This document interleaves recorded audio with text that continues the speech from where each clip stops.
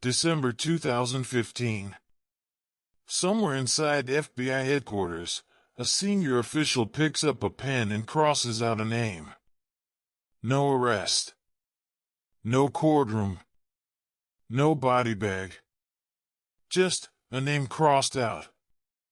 In 65 years, this has happened only 7 times.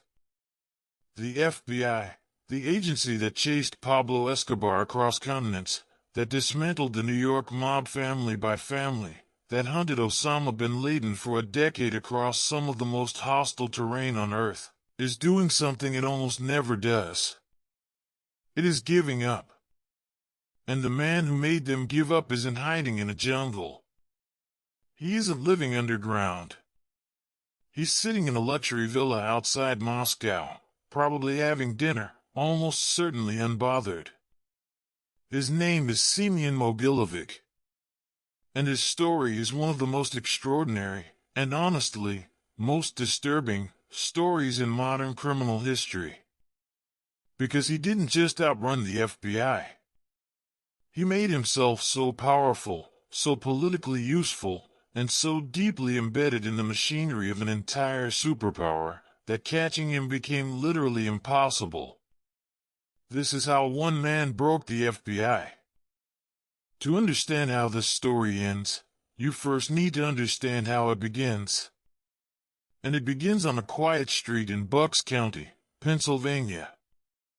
May 13, 1998.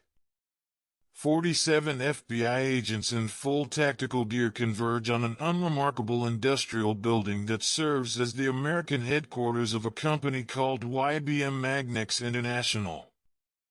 On paper, YBM is a dream stock.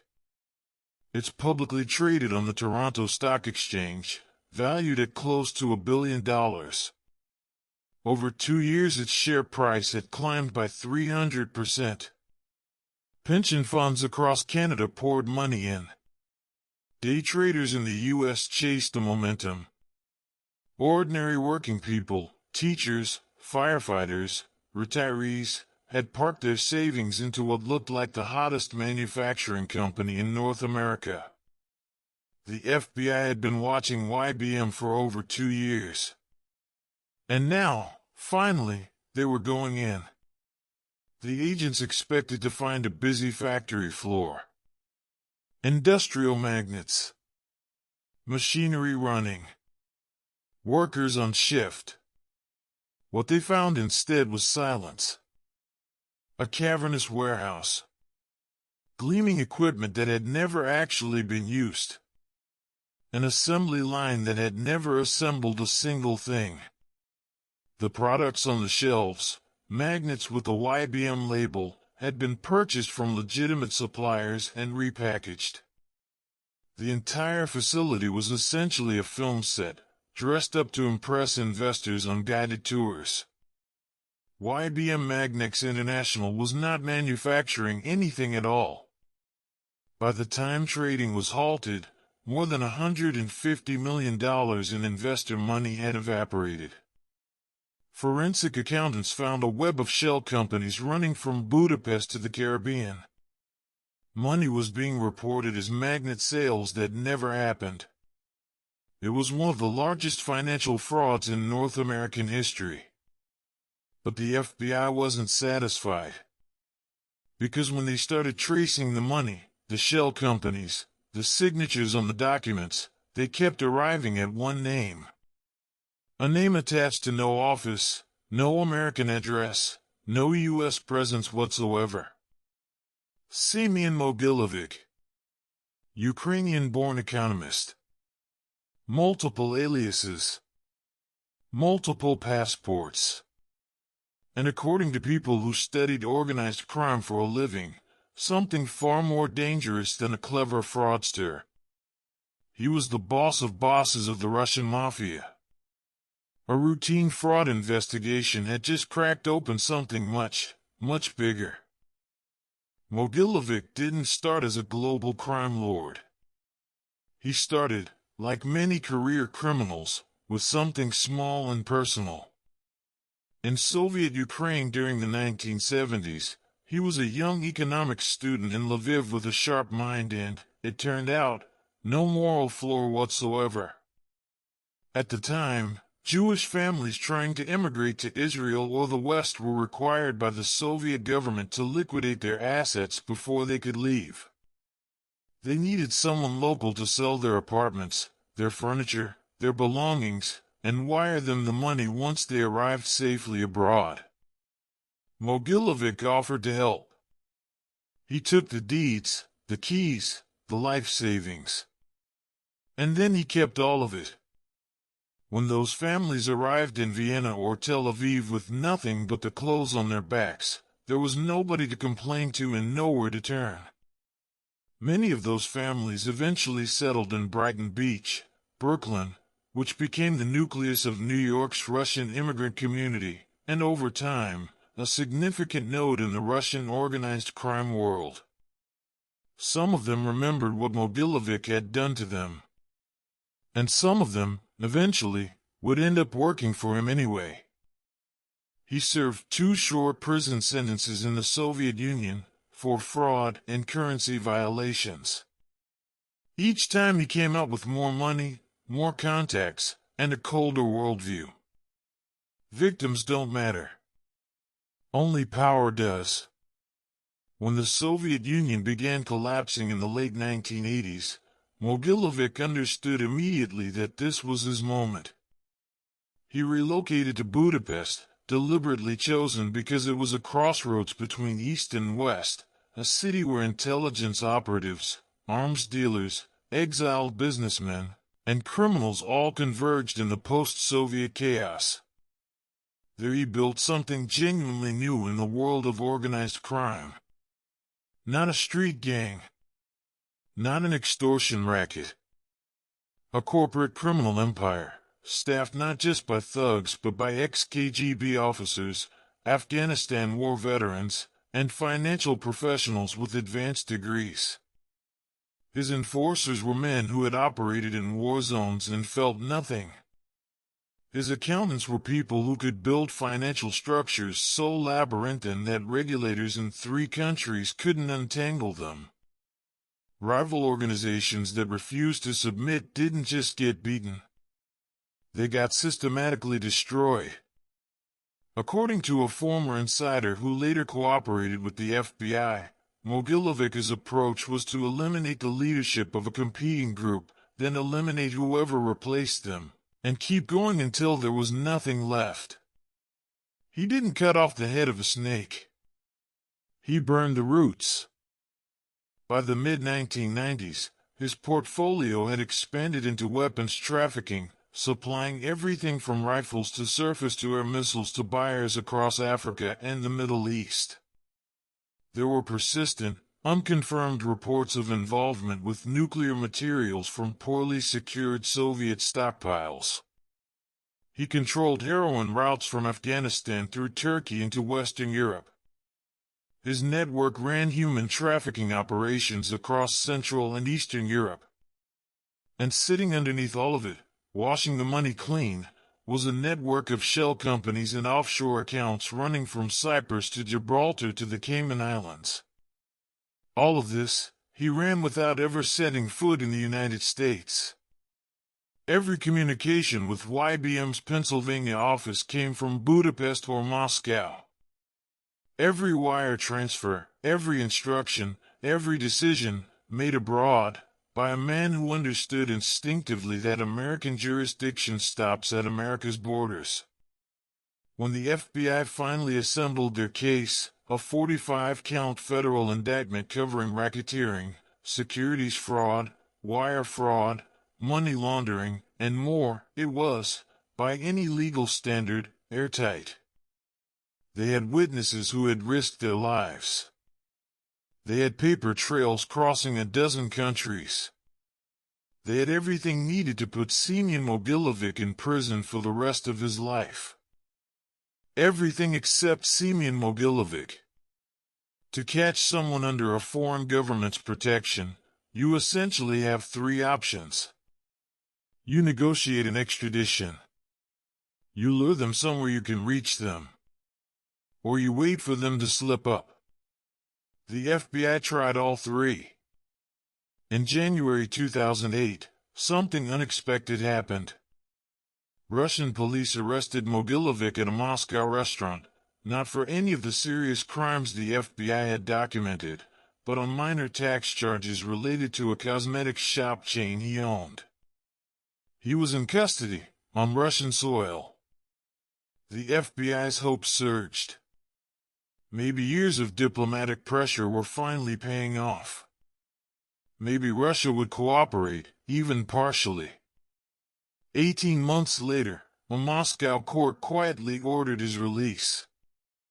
The official explanation from a Russian Interior Ministry spokesperson: the charges were not of a particularly grave nature.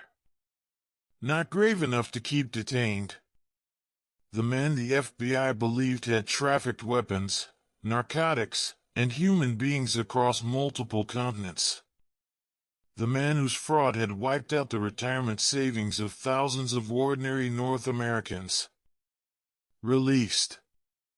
Because, officially, it wasn't serious enough. That was the moment the FBI understood they weren't just dealing with a fugitive. They were dealing with a protected asset. Why would the Russian government shield a mob boss from American justice? The answer becomes clearer when you understand the era in which Mogilevich built his empire. The 1990s in Russia were unlike anything in modern history. The Soviet state collapsed almost overnight, and with it, hundreds of billions of dollars in state assets were up for grabs. Organized crime, ex-intelligence officers, and opportunistic businessmen were, in many cases, the same people. The line between the state, private enterprise, and criminal networks essentially dissolved.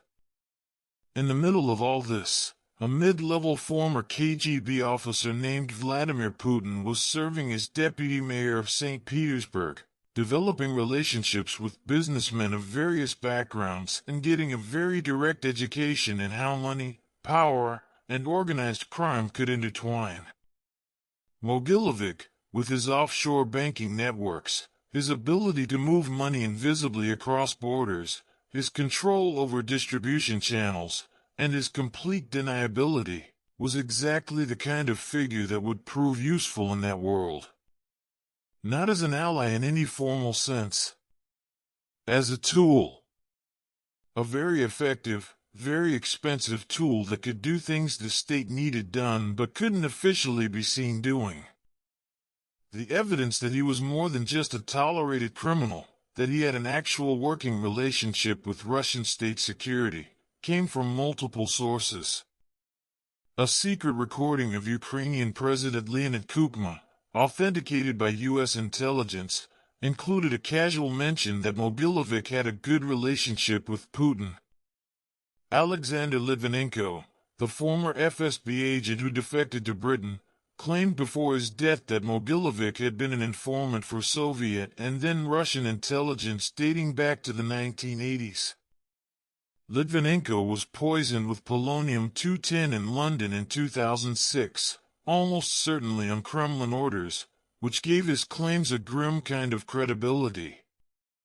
Ukrainian intelligence officials independently told U.S. officials that Mogilevich operated under protection at the highest levels in Moscow.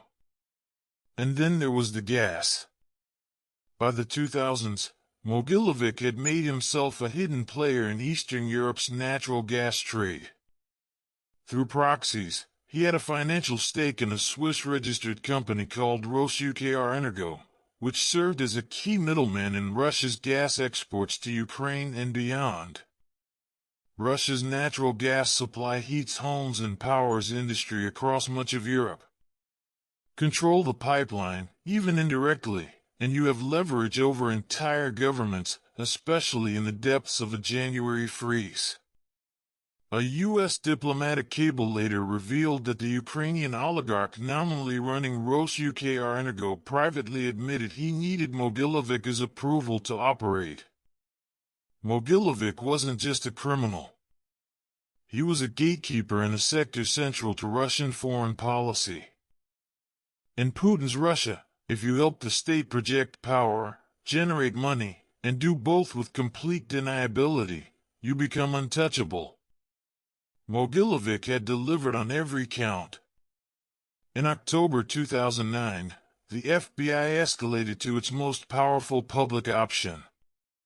Mogilevich's photo went up on the 10 most wanted list, one of only a handful of slots, shared at the time with Osama bin Laden.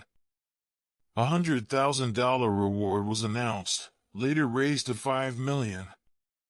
Press releases went out emphasizing the scale of the threat.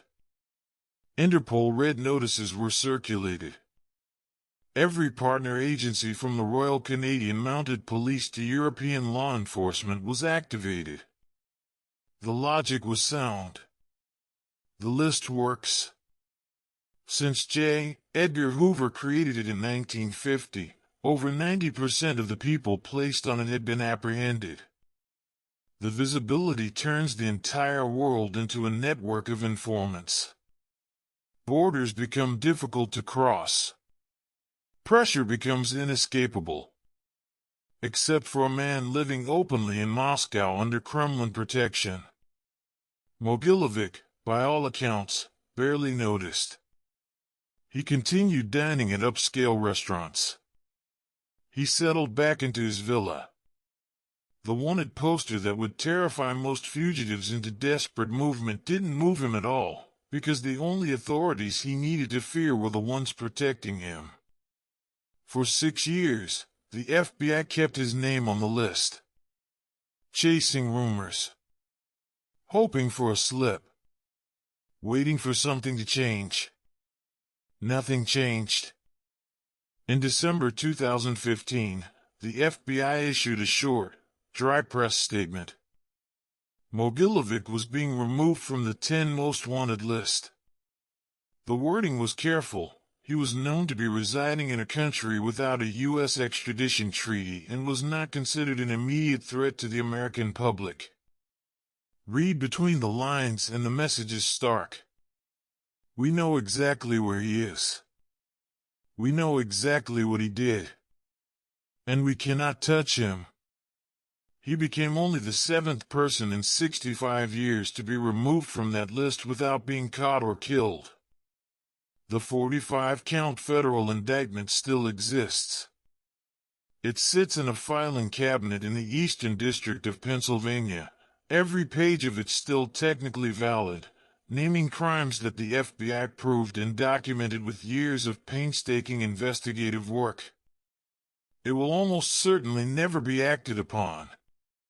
The investors who lost their savings in the IBM collapse recovered, after years of civil litigation, roughly 15 cents for every dollar they lost. The witnesses who came forward at enormous personal risk, some entering witness protection, some leaving their home countries, gave testimony that ultimately led nowhere. The agents who spent the prime years of their careers building this case retired with one name still unresolved. Semion Mogilevich is in his late 70s. He lives in one of Moscow's wealthiest suburbs. He has never spent a single day in American custody. He has never seen the inside of an American courtroom. He has never answered for any of it. It's tempting to think of this story as an exception. A freak outcome. A 1 in a million case where the circumstances aligned in a particular criminal's favor. But that framing lets us off too easy.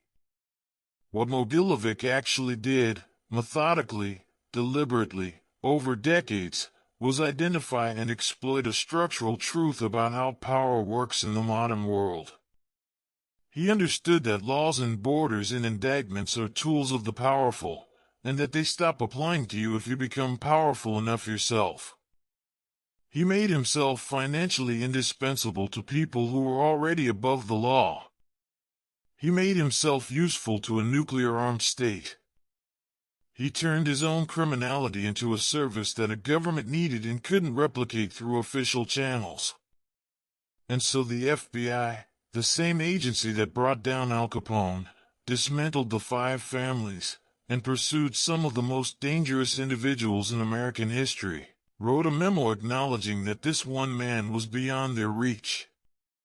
Not because he was smarter than them in any simple sense, but because he had understood something that law enforcement, operating within rules and jurisdictions, could never fully counter.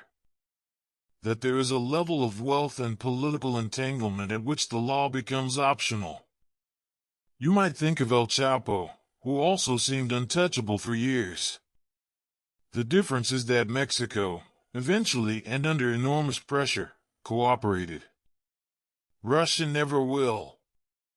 And that difference, between a government that ultimately bows to international pressure and one that doesn't, is the difference between a criminal who ends up in a Colorado supermax and one who ends up sipping champagne in a Moscow suburb at 79 years old, a free man. Mogilevich's story isn't really about one criminal. It's about the limits of justice itself when it collides with geopolitical reality. It forces a question that has no comfortable answer. If one man can place himself above the reach of the world's most powerful law enforcement agency by making himself useful to the right superpower, how many others are doing exactly the same thing right now?